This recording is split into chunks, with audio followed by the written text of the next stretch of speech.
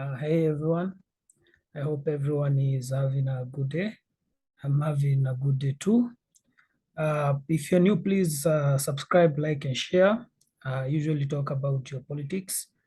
And I appreciate all of you who have been engaging me in the comments, liking and also sharing my video. So let's get straight away to today. So today I'm talking about, there is a new development where the MRI system, a payment system that was introduced by Russia in 2015. Since the sanction, Russia has been trying to make the system to be a bit global so that it can escape the sanction. So Turkish banks have suspended the use of the MIR system because they were warned by the American Treasury that they will face sanction if they continue to use this system of payment, because it enables Russia, to have access to money and evade sanction, to have access to the international financial market and evade sanction, where it's getting money to fund the war. So the MRA was created in 2015, after the annexation of Crimea by Russia. Russia suffered some sanction during the Obama administration. So Russia has been planning since most of the things that we are seeing now that Russia is doing there were things that were planned after the annexation of Crimea. The Russian government felt, and Putin and his people felt that, they needed to address this issue, of decoupling from the dollar, having their own financial system. And since they invaded Ukraine, MasterCard, MasterCard and Visa have pulled out of the country. So to uh, to to transact for the Russians has been very hard.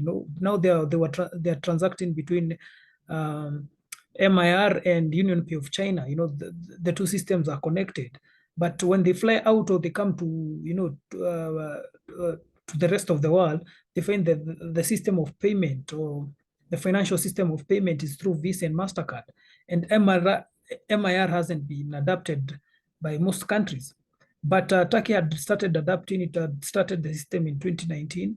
Banks had started, businesses had started. And when the sanction kicked in, this was the only viable payment, because when Russians flew, because Turkey is a very good, big tourist destination. So especially this year after COVID, when now things are back to normal, Turkey has received a lot of Russian tourists. A lot of businesses from Russia has been coming there. Top tourists in Russia, in Turkey are Germans 2.9. The Russians are 2.2. The British are 1.8. So you see, Russians are a big number in the tourist sector.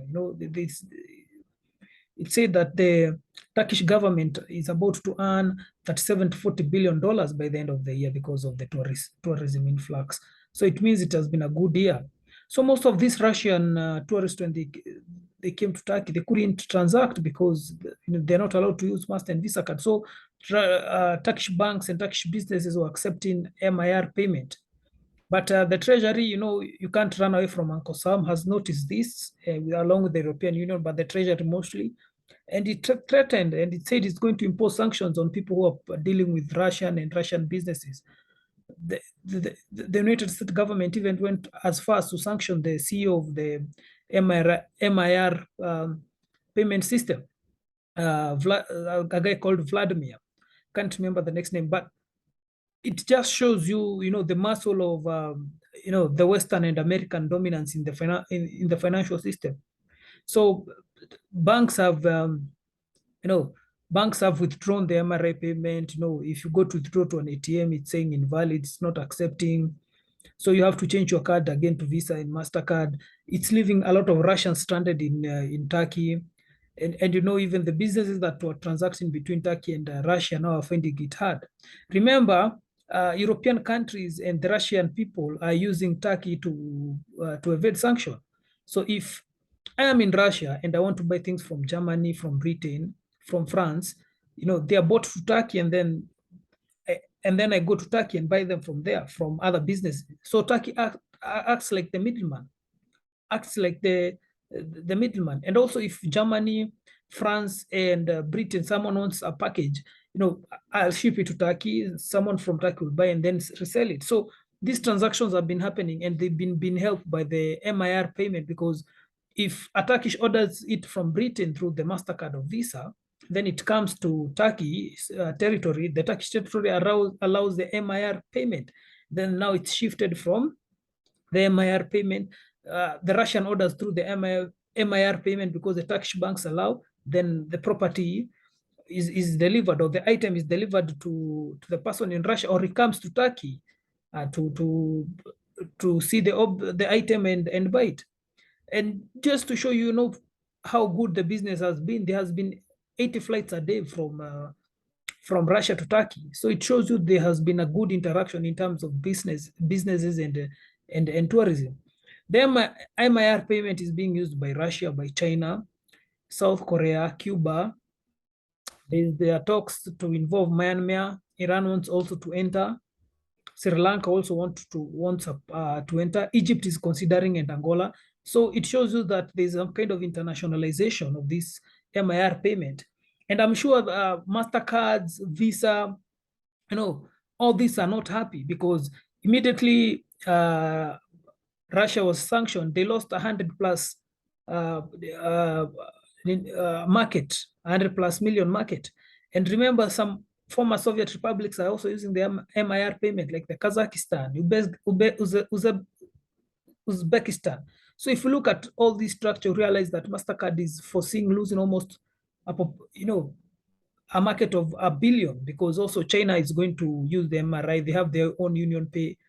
So I feel this push was not just pushed by the United States government, it was also pushed by MasterCard and Visa, because as I said in the other videos, we are entering into new global order, and this is where we're gonna see, competing interest, a reigning power versus some rising power like China and let's say Russia. So the maintaining powers, the powers that have been there, they won't give up that position easily without a fight. They won't accept to be dethroned like that. And that's why you can see there's this struggle, MasterCard, Visa are not happy. They are pushing, they want, because they realize that MIR payment, is starting to gain traction in Russia. And if it starts becoming a big thing, they might lose that market. And you can see that, the Russian government is also extending to other countries, trying to woo them. In fact, they say the transaction cost of this MIR payment are very low. It's more lower than the Visa and the MasterCard. So it's already attractive if you want to do business through the MIR payment system. Also, the Union Pay of China is the same. So you can see that, this global order won't, geopolitical game won't be that easy. The rule-based order that has been established by the American and the Western alliance won't give it up easy. And also, this is a warning to other countries. Working with Russia can land you to sanction, because America is trying to flex muscle, telling people we control the market, we control the financial market. And remember, Turkey is suffering. It's one of its worst inflation in history, because Turkey has had some sanctions from the American government. Remember, Turkey was warned about buying the S-500 missile defense system from Russia. It still bought the system. So America has, even though Turkey is at NATO, Turkey is seen as the headache in NATO. It's seen as the issue in NATO, because it's heavily reliant on Russia, And I was hearing Erdogan saying that they cannot sanction Russia. They've called out against the war. They helped Ukraine with drones, with some military equipment, but they couldn't sanction Russia, because Erdogan said, like, if we sanction Russia, our economy shuts down. It is destroyed, because we are heavily reliant on Russian energy. But when you look at the relationship between the West and Turkey, has not been that friendly, because remember, India is also doing the same thing, but India is not being pushed. They tried to push it before, but they realized that they need India, But somehow the Western alliance, they feel they don't need Turkey. Turkey is a headache. It's a disturbance, because India is doing almost the same thing. India is buying oil and gas from Russia through ruble. It has like a system. It's a similar MIR payment system, between India and Russia, and it's not being questioned. So it shows you that the relationship between Turkey and the West has been ailing and, you know, and deteriorating. Remember, even when Sweden and Finland wanted to ascend into NATO, it was Turkey that stopped them. You know, it didn't literally like stop them, because eventually they got accepted after a deal, but it's Turkey that pressed the brake. And you know, Erdogan is a transactional guy. You know, he wanted something in return. You know, but they gave him what he wanted, and they knew, we'll get you. You know, the Western side knew, okay, you've stopped Finland and Sweden, you've raised an issue, because if a country wants to join NATO, all countries must unanimously say yes. If one rejects, then they cannot. So, you know, they bended the knee, they agreed with Erdogan, you know, okay, we'll hear you out, what do you want? You know, we say the PKK are terrorists, all this, you know, I'm sure he was given some money because to care for the inflation, because inflation is very high in his countries. You know, the lira is devaluing. But you know, the West and America knew, will get you, because he's a transactional guy, and he's not seen to be playing clean. He's pretending to be with the West, but also, you know, interacting a lot with China and Putin. And remember, also Turkey and Russia are heavily involved in Syria.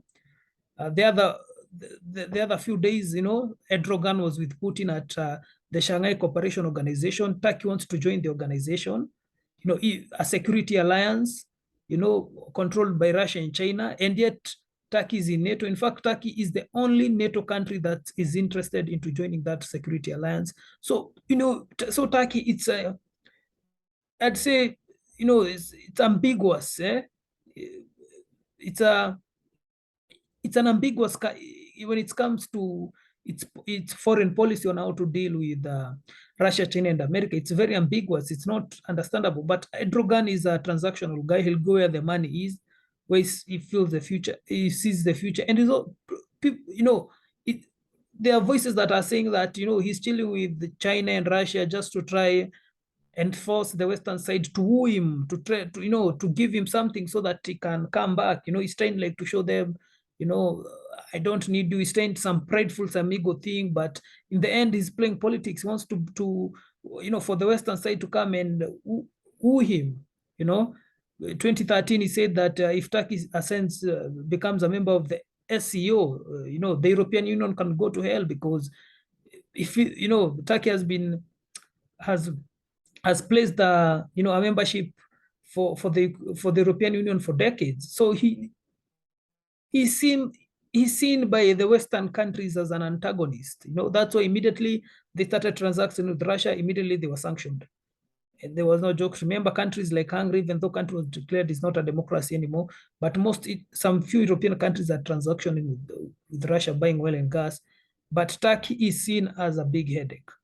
Anyway, guys, that's it for today. Thanks a lot. Please subscribe, share, and like. You know, and I'll keep informing you on geopolitical matters. And thanks for everyone who has been supporting me. Anyway, guys, cheers. Bye. Love you all.